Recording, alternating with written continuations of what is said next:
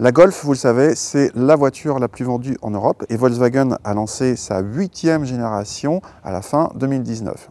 Cette 8e génération, elle va être dans l'air du temps puisqu'elle va comprendre pas moins de 5 versions électrifiées, donc hybride rechargeable ou mild hybride, mais il y aura aussi des versions non hybrides comme notre modèle d'essai qui utilise un 1,5 litre TSI de 130 chevaux, sans hybridation donc, mais qui est quand même assez sophistiqué puisqu'il comprend la désactivation partielle des cylindres et le filtre à particules.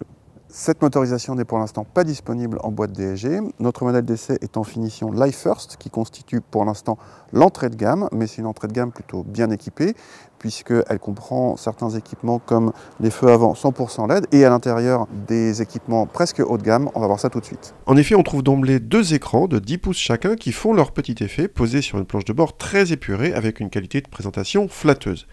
Il n'y a quasiment pas de bouton physique, même pour les commandes de feu avant. On note juste sous l'écran central des touches de raccourci pour régler la température et le volume audio. La climatisation est évidemment automatique et en plus trizone, pas mal pour une entrée de gamme. L'équipement comprend également le régulateur de vitesse adaptatif ainsi que la plupart des aides à la conduite moderne. À l'arrière, l'habitabilité n'a pas évolué par rapport à la génération précédente et reste bonne pour la catégorie, meilleure que dans une 308. On trouve au centre le réglage de clim et des prises USB. Le coffre n'évolue pas non plus et reste avec 431 décimètres cubes mesurés, plutôt généreux pour la catégorie, même si sur ce chapitre, la 308 fait cette fois mieux. En regardant la fiche technique de cette Golf TSI 130, on voyait aussi le couple 200 Nm et on se disait ça va peut-être être un petit peu juste. Et en fait, pas du tout. On a mesuré 9 secondes pour le 0 à 100, 30,4 secondes pour le millimètre départ arrêté. C'est tout simplement parmi les meilleures valeurs de cette catégorie. C'est notamment mieux qu'une Peugeot 308, 1,2 litre PureTech 130, qui fait pourtant le même poids, c'est-à-dire juste en dessous de 1300 kg. Alors, c'est pas une sportive évidemment, mais il y a de la longe, ça relance bien. Il y a juste la 6e qui est un petit peu longue, mais c'est pas plus mal parce que ça fait baisser le niveau sonore sur autoroute. Et d'ailleurs, on est à 67,6 décibels à 130 km/h. Là encore, c'est un des meilleurs scores de la catégorie.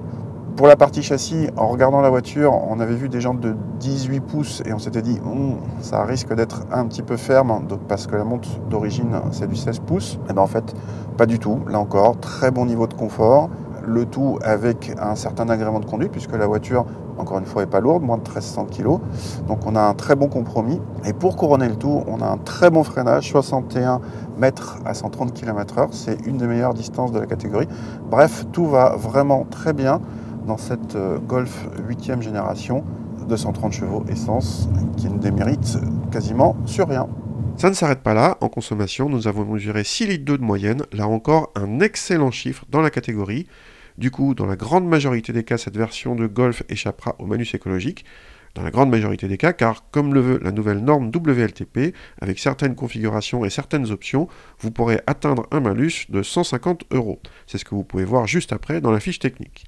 Côté tarif, cette Golf TSI 130 Life First s'affiche à 29 100 €, soit un poil moins cher qu'une 308 1 litre de PureTech 130 GT Line à l'équipement proche.